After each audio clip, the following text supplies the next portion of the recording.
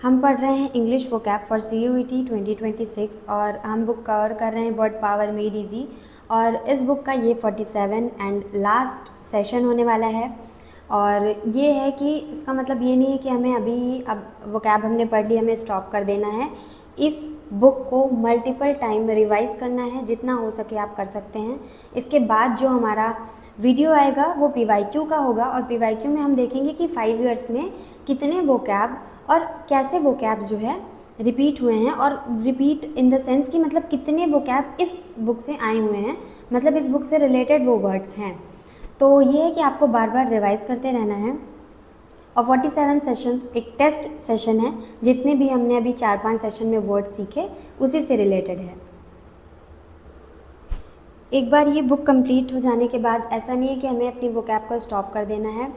Regular कहीं भी आपको किसी बुक में आप जब रीड कर रहे हो या फिर आप जब पर्टिकुलर सब्जेक्ट पढ़ रहे हो, जैसे कॉमर्स हो गया, आर्ट्स हो गया, साइंस हो गया, कहीं भी आपको कोई भी वोकैब मिलती है जिसका मतलब आपको नहीं पता होता है, तो उसका मतलब जानना बहुत इंपॉर्टेंट है। आपके सब्जेक्ट के लिए भी वो बहुत ही प्रॉफिटेबल हो जाता है, क्योंकि जो लाइन पहले हमें पढ़ के समझ में नहीं आती, अब अगर उसका वोकैब हमें पता होगा तो कोई भी वर्ड अगर आएगा तो वो हमें क्या होगा, समझ में आएगा। तो ये वोकैब हमारे इंग्लिश के लिए नहीं, हमारी सब्जेक्टिव नॉलेज के लिए भी बहुत इम्पॉर्टेंट है।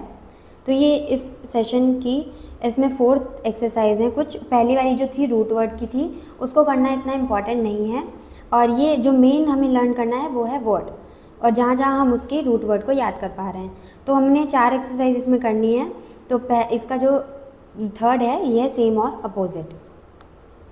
पहला है वर्ड पेन्यूरी और एफ्लुएंस। पेन्यूरी का मतलब क्या होना, पॉवर्टी होना।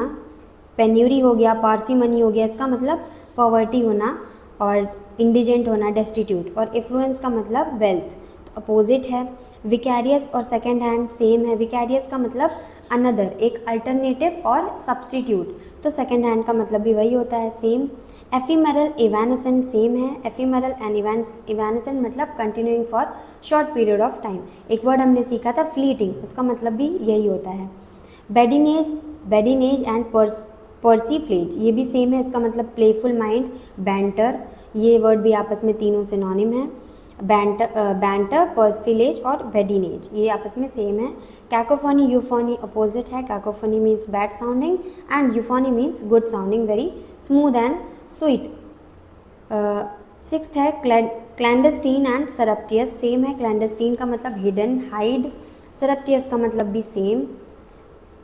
7th है पार्सिमोनियस और एक्स्ट्रावैगेंट अपोजिट है। पार्सिमनी का मतलब पेन्यूरी लाइक कि पॉवर्टी होना, और एक्स्ट्रावैगेंट का मतलब रिच होना।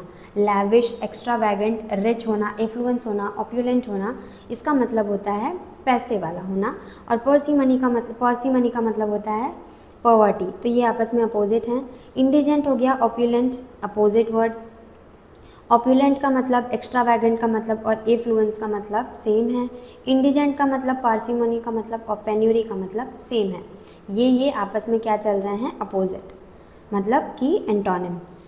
10th है डेस्टिट्यूट। डेस्टिट्यूट भी सेम, जो अभी ये हमने पढ़ा इंडिजेंट, डेस्टिट्यूट, पार्सिमनी और पेन्यूरी ये सेम है। और हमने जो अभी पढ़ा था वर्ड पेक्यूनियरी, उसका मतलब क्या होता है, वेल्थ होना। पेक्यूनियरी और पेन्यूरी में कंफ्यूज नहीं होना है। पेन्यूरी का मतलब पॉवर्टी होना, लेकिन पेक्यूनियरी का मतलब वेल्थ होना। तो डेस्टिट्यूट और इम्पेक्यूनियस का आंसर सेम हो जाएगा। जब पेक्यूनियस लिखा हो इसका मतलब वेल्थ, बट अगर उसमें IM लग गया हो, ऐड हो गया हो, इम्पेक्यूनियस बन जाए तो उसका मतलब होता है डेस्टिट्यूट, इंडिजेंट, पॉवर्टी, पार्सिमनी और पेन्यूरी।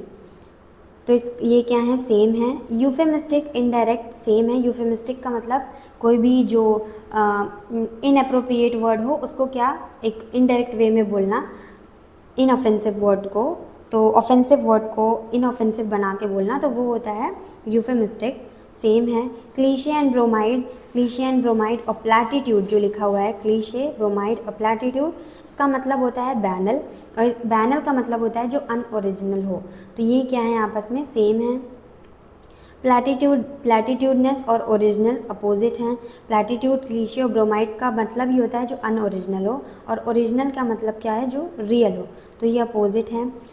वोराशियस एंड ग्लूटनस सेम है। वोराशियस और ग्लूटनस का मतलब greedy, omniscient and ignorant, omniscient मतलब ऑल नॉलेज, इग्नोरेंट का मतलब निल नॉलेज, तो ये है opposite. Omni present and ubiquitous, omni present मतलब ओमनी का मतलब ऑल और प्रेजेंट का मतलब हर जगह प्रेजेंट होना, तो ओमनी प्रेजेंट और यूबिक्विटस का मतलब भी होता है हर जगह प्रेजेंट होना, तो ये हैं सेम। कार्नल और लिबिडियस सेम। कार्नेज और स्लॉटर, कार्नेज का मतलब डिस्ट्रक्शन ऑफ लाइफ एंड स्लॉटर का मतलब भी destruction of life, same. Enervated, accelerated, enervated का मतलब थका हुआ, एग्जॉस्टेड, और एक्सिलरेटेड का मतलब फुल एंथुजियास्टिक, हैप्पी पर्सन, तो ये होगा अपोजिट। कास्टिगेट और कंडोल, कास्टिगेट का मतलब क्या, रिप्रीमैंड करना, स्कोल्ड करना किसी को, और किसी को वर्बली बहुत ही बुरा भला कहना और बहुत ही स्कोल्ड करना निंदा करते हुए। और कंडोन का मतलब क्या होता है, माफ़ी।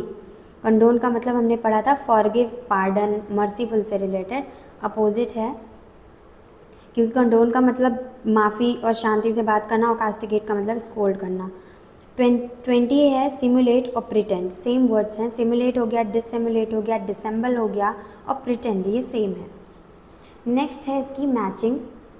मैचिंग में पहला वर्ड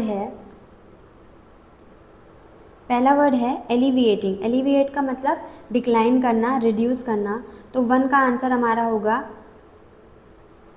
आई, सूदिंग। एलिविएट का मतलब यहाँ पे सूदिंग क्यों लिखा हुआ है, हमने इसके पहले एक्सरसाइज में देखा था जहाँ पे ये इसके पहले सेशन में कि एलिविएट का मतलब क्या होता है, एक तो लेस करना, डिक्लाइन करना, रिड्यूस करना, और ईजी टू पे मतलब पेन को ईज़ करना, सूद करना किसी कोई। एलिविएट का मतलब सिर्फ रिड्यूस ही नहीं है, रिड्यूस से रिलेटेड जो भी वर्ड आप ले सकते हैं, जैसे कि पेन है और सफरिंग है, उसको जब कम करेंगे तो वो कैसा होगा, सूदिंग होगा, बहुत ही काम होगा, तो एलिविएटिंग का इसलिए यहाँ पे मतलब सूदिंग है।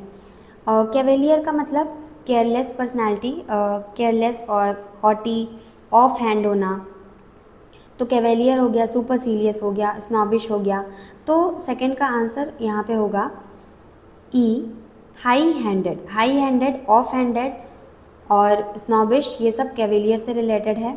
वेसिलेटिंग, बैक एंड फोर्थ करना इनडिसीजन में, तो थर्ड का आंसर हमारा होगा J, constantly changing one's mind, अपना माइंड कॉन्स्टेंटली चेंज करते रहना।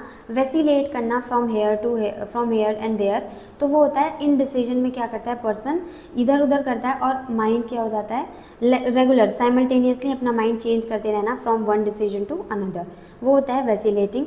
ऑब्सिक्वियस, ऑब्सिक्वियस जो होता है, ऑब्सिक्वियस ये होता है किससे रिलेटेड, साइकोफैंट से रिलेटेड, तो जो फोर्थ है इसका आंसर होगा ए, एक्सेसिव पोलाइट और सर्वाइल, इसका मेन आंसर है सर्वाइल।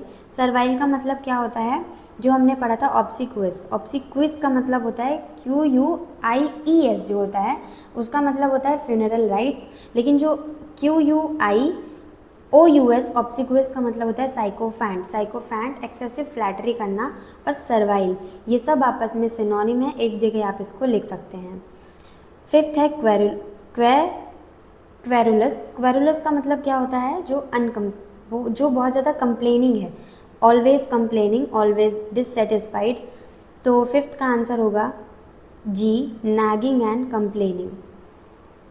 ऑब्स्ट्रीपेरस, ऑब्स्ट्रीपेरस का मतलब अनकंट्रोलेबल और अनमैनेजेबल, तो सिक्स का आंसर हमारा हो जाएगा सी, नॉइसी, वेरी नॉइसी, वेरी जहाँ पे जो चीज़ बहुत ज़्यादा हार्ड साउंड बहुत ज़्यादा हो, जैसे कि हमने एक वर्ड पढ़ा था वोसिफोरस, बहुत ज़्यादा साउंड, बहुत ज़्यादा क्लैमरस, बहुत ही तेज़ आवाज़, तो वो होता है ऑब्स्ट्रीपेरस। सेवेंथ है इनोकुअस, इनोकुअस का मतलब हमने देखा था हार्मलेस जो होता है, इनोकुअस मतलब हार्मलेस, और जो वर्ड होता है नॉक्शियस उसका मतलब होता है जो हार्मफुल होता है, डेंजरस होता है, तो सेवेंथ का आंसर होगा हार्मलेस, एच। कैडवर, कैडवर का मतलब, कैडवर का आंसर 8 इसमें होगा गॉन्ट एंड कॉर्प्स लाइक। नाइन्थ है डोलोरस का मतलब सैड, ग्रीफ, तो इसका आंसर होगा एफ, सैड। नॉक्शियस का मतलब हार्मफुल। टेंथ का आंसर होगा D, poisonous and dangerous, harmful. दो एक्सरसाइज और हैं इसमें, एक मैच द फॉलोइंग है और दूसरी है फिलअप, ये कि जो कि आपको करनी है एज अ होमवर्क। फिर बाद में जितनी भी एक्सरसाइज हमने करी उसमें ऑथर ने, जैसा कि हम हमेशा देखते हैं कि हमें एक एक पॉइंट देना होता है, तो उस हिसाब से आपको अपने आप को पॉइंट देना है, फिर देखना है कि आपका कितना इन्हांस हुआ है इंग्लिश वोकैब में, और सिनोनिम एंटोनिम कितनी ज़्यादा अभी क्या लेवल है आपका, तो वो इसमें यहाँ पे है। तो आप जो नेक्स्ट एक्सरसाइज है उसका स्क्रीनशॉट ले लीजिए।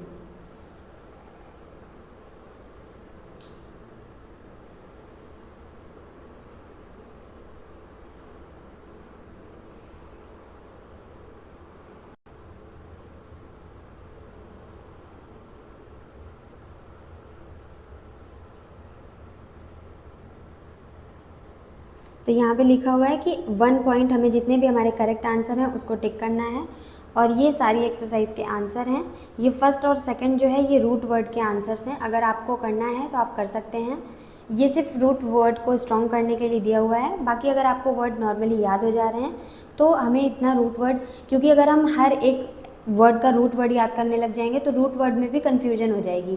तो हम उसी वर्ड का रूट वर्ड याद करें जो हमारे लिए आसान हो। जैसे कि जब हमने मिसोजिनस पढ़ा था तो हमें इजीली पता था मिस का मतलब हेट, और जो वर्ड होता है जिनस उसका मतलब होता है वुमेन। तो मिसोजिनस ईजी से वहाँ में लर्न हो गया। लेकिन अगर हम एक एक वर्ड का यहाँ पे जब हम रूट वर्ड याद करने लगेंगे तो थोड़ी कन्फ्यूजन अराइज हो सकती है। बट अगर आपको देखना है तो वहाँ पे स्टार्टिंग में एक्सरसाइज थी और यहाँ पे उसके आंसर्स हैं, आप इसको देख सकते हैं।